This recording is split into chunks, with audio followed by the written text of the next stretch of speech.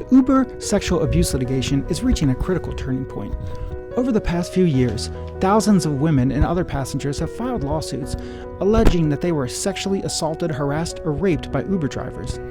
These lawsuits claim that Uber was negligent in failing to properly screen drivers, ignoring warning signs, and refusing to take meaningful steps to protect rider safety. All federal sexual abuse lawsuits against Uber have been consolidated into an MDL in the Northern District of California. As of May 2025, the MDL includes over 2,000 active cases. We don't know exactly how many cases are pending in state courts in California, but we think the number is approximately 1,000. This litigation has been steadily progressing through the discovery phase, where both sides exchange evidence and conduct depositions. We are now approaching the next major stage, pre-trial proceedings and the first round of bellwether trials.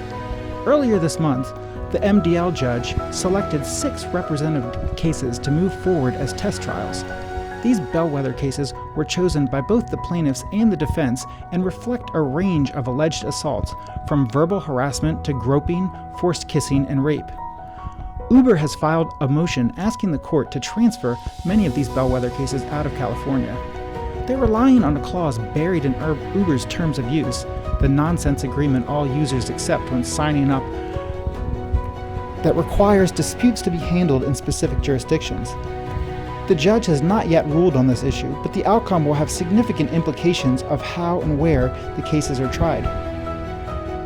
The court has ignored these clauses in sexual assault lawsuits in this litigation and other litigation, so we expect to win this battle, but we'll know more soon. What happens in the bellwether trials matters. These first few cases will serve as a preview of how juries might respond to the broader litigation. Even if one of these plaintiffs wins a big verdict, it could trigger a ripple effect across the MDL. That's why many lawyers, including us, believe Uber will try to settle the entire MDL before the first bellwether trial begins. Because the risk is just too great for the company, letting a jury hear the full details of what happened to some of these women, along with Uber's alleged failure to act, could result in massive damages. A global settlement would allow Uber to avoid that kind of financial and PR reckoning.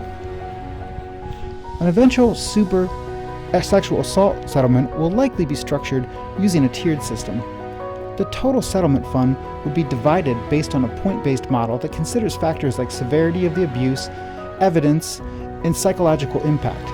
Top-tier claims, particularly those involving penetration, physical injury, or long-term trauma, could receive settlement payouts in the range of $300,000 to $800,000. Some cases could exceed that amount. These numbers are hardly concrete, but they are a good faith estimate of what you could expect in an Uber settlement. The litigation is entering a high-stakes phase. Motions are being briefed.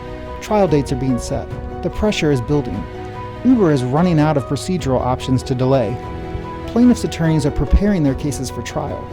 The decision made in the coming months, especially around venue and bellwether rulings, will shape the rest of this litigation.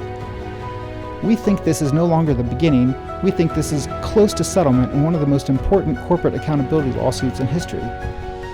Our firm is accepting Uber driver sex abuse cases across the country. If you were sexually abused by an Uber driver, call us today at 800-553-8082.